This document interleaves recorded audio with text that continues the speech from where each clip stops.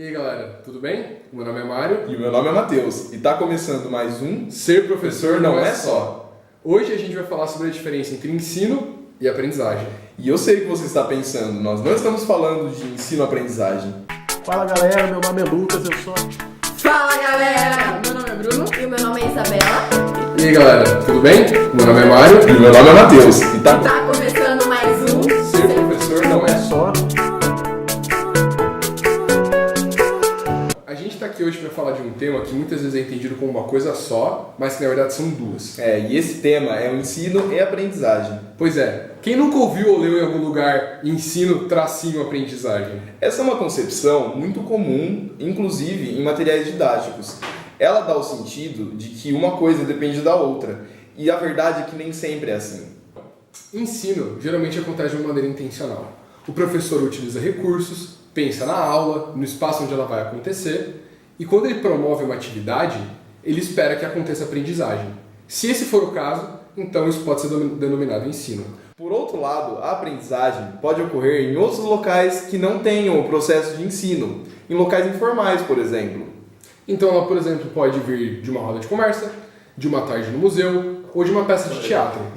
Olha, para ficar bem exemplificado para vocês entenderem, você já viu alguém utilizando pai e filho juntos como se fosse uma coisa só? Pois é, eu também não. Então você usa o termo para falar de uma pessoa e do descendente dela. Um veio do outro, com a participação da mãe, mas eles não são a mesma pessoa.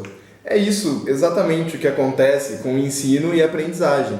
Uma coisa pode resultar a outra, mas elas não são necessariamente a mesma coisa. Mas então, a aprendizagem pode vir de um diálogo? Sim, inclusive o ensino pode vir de um diálogo. A gente falou que o ensino tem intencionalidade. Então, será que o diálogo pode ser usado como método de ensino? Sim, e esse método tem nome, e ele é chamado de método dialógico. Então, se você para pensar, são poucos alunos que realmente têm condição de dialogar com o professor. Geralmente são os alunos da pós, aqueles que estão terminando a graduação, ou os que estudam em faculdades ou colégios mais caros e mais elitizados. Via de regra, enquanto mais elitizado o aluno, mais contato e mais diálogo ele tem com o professor. Mas voltando à explicação então. O método dialógico seria o professor utilizar o diálogo junto com os alunos para aprenderem sobre o conteúdo, para utilizarem os seus objetivos. Inicialmente, o professor é quem tem o maior conhecimento sobre o assunto, mas à medida que, junto com os alunos, passa o conteúdo, ele reaprende o material. O diálogo leva a uma confirmação conjunta da sala de aula sobre o objeto que está sendo ensinado. Mas, apesar disso, o professor não renuncia ao seu conhecimento sobre o conteúdo, nem muda a sua compreensão do mesmo. Ele só favorece que aconteça o diálogo. Esse método pode ser bem legal, pois em vez do professor apenas transferir o conteúdo como se só ele tivesse posse, o diálogo permite que haja uma aprendizagem mediada pelo conteúdo, sem que seja de uma forma batida. Além disso, uma coisa bem legal desse método é que ela favorece para que não aconteça autoritarismo em sala de aula. O professor está lá para mediar o que está acontecendo, mas não para controlar efetivamente a aula. Sim, mas isso não significa que a aula vá ocorrer de uma forma desordenada. Nesse método, o professor não atua com autoritarismo, mas ele precisa ter rigor, responsabilidade e disciplina, que são coisas que o diálogo necessita. Além de que ele é quem direciona o diálogo para que se consiga alcançar os objetivos que ele propõe em sala de aula. Mas agora que a gente já conhece esse método, como acontece uma aula dialógica?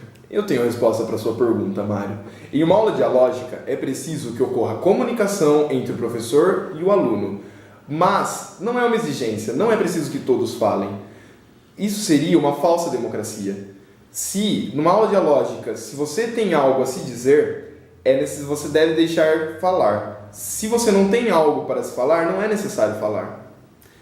Inclusive, para que aconteça uma aula dessas com sucesso, é importante que os alunos participem. Mesmo aqueles que não estão falando nada, se estiverem ouvindo e prestando atenção, vão aprender também. Exato. E para facilitar a comunicação com os alunos, o professor pode organizar a sala de aula de uma forma diferente, em roda, por exemplo, onde fica mais fácil dos alunos se comunicarem e observarem todo mundo dentro da sala de aula. E por último, mas não menos importante, o professor tem que considerar o contexto dos alunos. Então, enquanto mais próximo o diálogo for da realidade deles, mais fácil vai ser para que eles aprendam o conteúdo. E desse modo, esse tipo de conhecimento contribui para que eles possam atuar como cidadãos na sociedade e exercer seu papel. Ufa! Então, a gente espera que vocês tenham entendido um pouco mais sobre a diferença entre ensino e aprendizagem e, como um bônus, que vocês tenham entendido um pouco como funciona uma aula dialógica. Eu vou pedir para que vocês deixem um like aqui no vídeo, acessem o nosso canal, deem uma olhada nos próximos vídeos. E além disso, não esqueçam de comentar aqui embaixo, trocando experiências com outras pessoas que estão aí comentando junto, deixando críticas e se inscrevendo no canal para acompanhar os próximos lançamentos. E para saber mais sobre o tema de hoje e sobre os outros temas dos outros vídeos, você pode acessar esses links que estão aqui embaixo na descrição do vídeo. E é isso, galera. Até mais. Até. Em locais informais, em locais que não tem... De novo, eu queria falar uma palavra e ela sempre escapa da minha cabeça. Mas então, aprendizagem...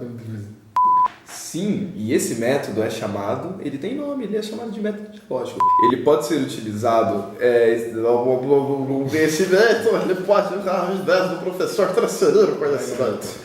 Sem que seja de uma forma batida. A gente vai usar assim? E por último, mas não menos importante, é lembrar que para o professor... Mas por último, e não menos importante, é importante lembrar que o professor... Olha, para ficar melhor ilustrado para você... Mais melhor! Se não se há algo para se dizer, não é necessário que se fale. Mas se você tem algo a dizer, você não deve deixar de falar. Deixar de deixar.